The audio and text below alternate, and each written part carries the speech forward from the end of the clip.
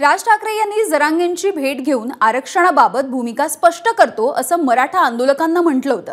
त्यावरून सुद्धा आज मनोज जरांगेंनी राज ठाकरेंवरती निशाणा साधलाय, टीका केली आहे।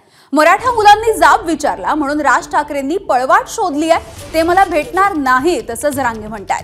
तर महाराष्ट्रामध्ये आरक्षणाची गरज नाही या राज ठाकरेंच्या विधानावरती सुद्धा जरांगेंनी टीका केली आहे।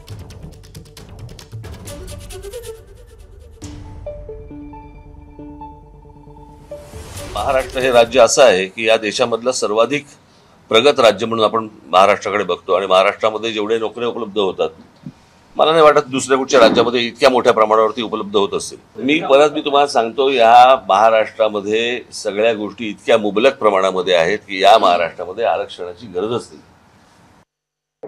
ती स्टंटबाजी शब्दाची आणि शब्दाचे खेळ त्यांनीच खेळावं, दुसऱ्याला शब्दाचे खेळ नाही खेळता येणार त्यांचे इतके। त्यांनी एक नाही सांगितलं की मी त्यांना आरक्षण समजून सांगितलं होतं, त्यावेळेस ते मला असं म्हणले होते की मी मुंबईला जातो मग अभ्यासक बोलवतो, असं असेल तर मग मराठ्याला आरक्षण मिळू शकतं, हे नाही सांगितलं त्यांनी। राज ठाकरे तुमची भेट घेणार असं म्हणतात? नाही, ती पळवाट आहे। मराठ्यांचे त्याच्या पोरांनी जाब विचारला, ही पळवाट होती जायची। श्रीमंतांना कधीच कळणार नाही आरक्षण म्हणजे काय, कारण यांना जे वैभव मिळालंय ना हे मराठ्यांमुळे मिळालंय।